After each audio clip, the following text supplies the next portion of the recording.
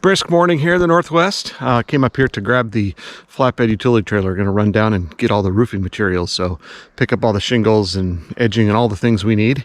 And pretty heavy. I think the shingles are probably almost 2 tons, so 4,000 pounds or so, which I'm not going to load in the back of the truck. So came up, grab the trailer. Going to head down there now and pick it up, and then we'll come right back up here. Seamróg Creek.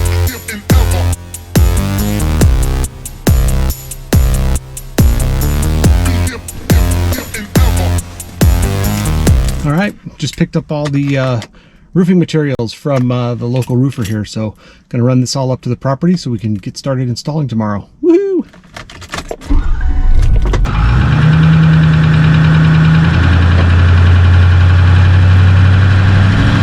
Been a couple weeks since we've done a video. Sorry about that. It's been pretty busy and hectic here, but we have been getting some work done. And as soon as we get up there, we'll do a walkthrough of what's done now and what's left and where we're headed. And tomorrow we'll get some good footage of the roofing going on, so pretty excited.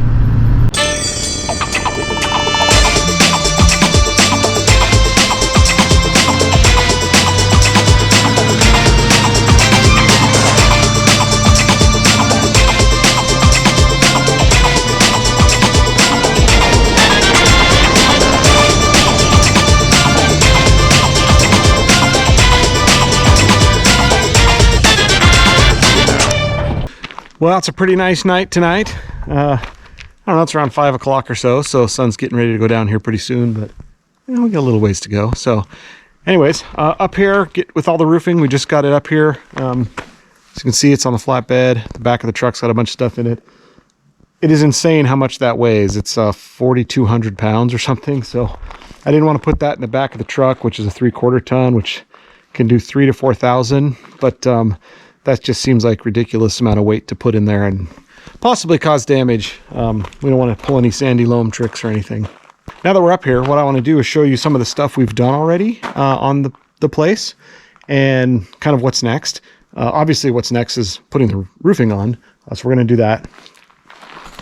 We originally had planned to do a metal roof, and we still may at some point. They just last so much longer, especially up here in the Pacific Northwest, where it just, a lot of water and cold and rain, so they last a really long time. But composite roofs do very well too, so there's not really a huge downside there. But the cost of metal these days, it just became a huge pain, and trying to get materials, this roof would have cost a fortune to do in metal. So what we plan to do is we were going to just do it in composite, get a nice composite one, get it done, dry it in. That way the building's dried in, because we're still in kind of the rainy season, and we need to get the floor and everything dried out, because it was pretty wet from the pouring rain while we were building the rest of this. So we're going to get that all dried out. So let's get the roof sealed up. We'll get the soffits in. We've not done that.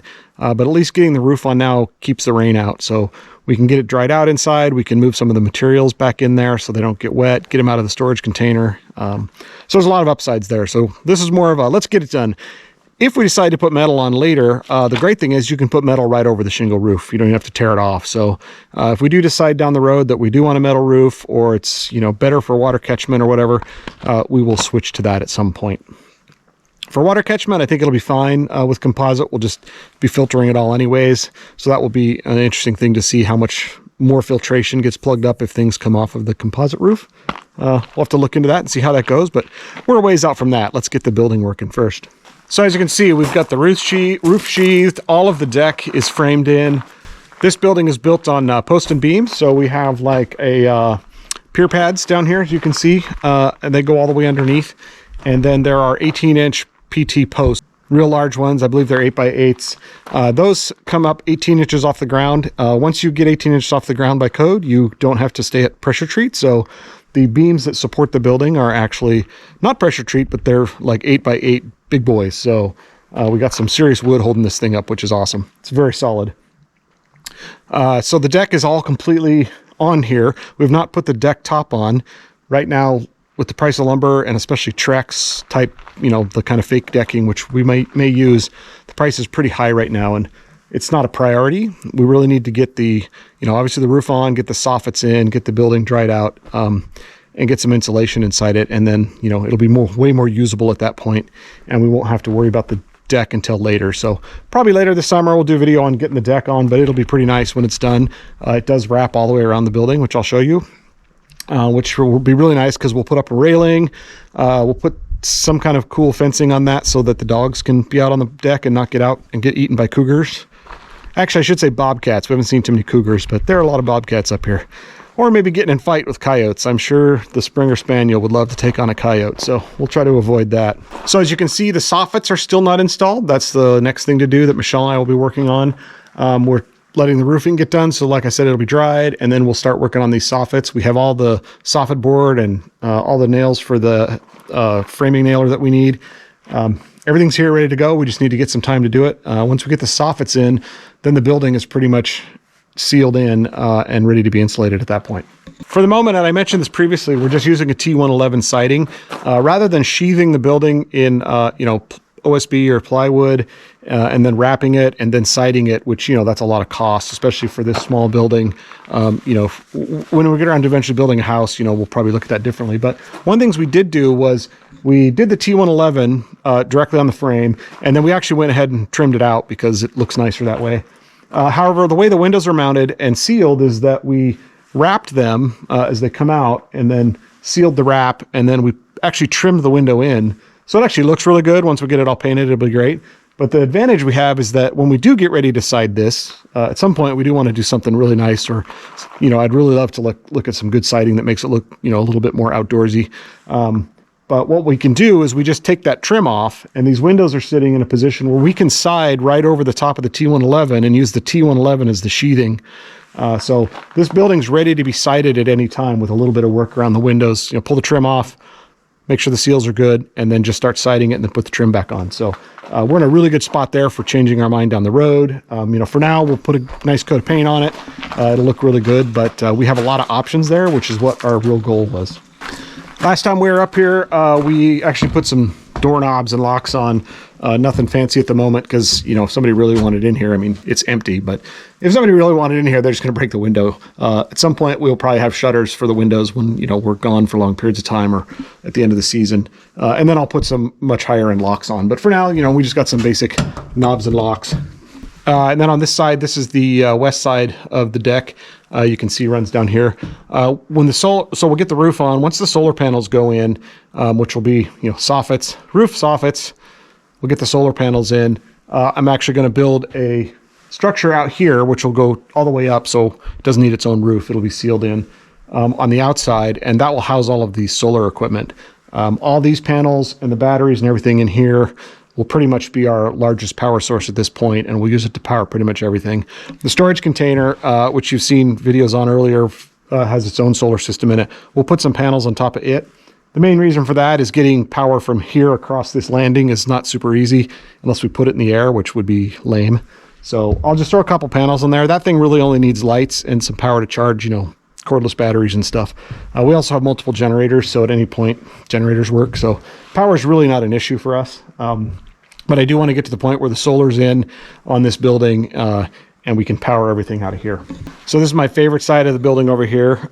This is a view you've probably seen in other videos, which is really facing north. But this deck, which is 5 foot wide and will have a railing and everything on it, is really just a great place to sit and hang out. If the wind's blowing really hard, it does usually come from this direction, but you can sit on the other side. But most of the time, especially in the mornings and evenings, like right now, this will be an awesome place to sit. And sitting right here now, all I can hear is the creek. It's just quiet out here. Some birds, the creek, it's wonderful.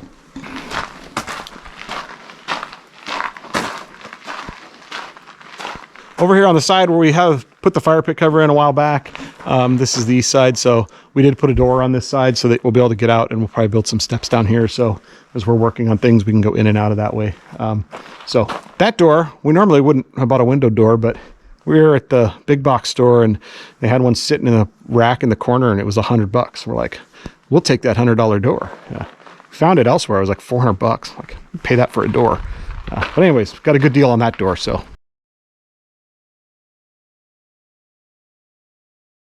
real quick, wanted to show you this new generator we picked up. We had this old Yamaha 2000, E2000 or something. Worked great. Had it for almost 12 years, I think. And ran awesome. And I actually gave it to another guy for some work he did for me because he really liked it and he wanted it really bad. So I gave it to him because I was going to replace it anyways. And you know, you've probably seen our review online here of the 9,000 watt generator we got at auction, which is great. It's super loud, but great for those big jobs, great for running the welder. But it's nice to have the small ones around that are quiet for smaller projects and, you know, charging things. So I picked up this new Generac. It's a Generac 2200i, I believe.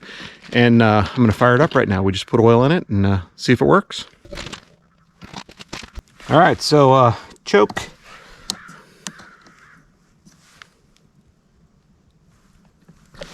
Turn the economy mode off, turn the choke on, give her a pull.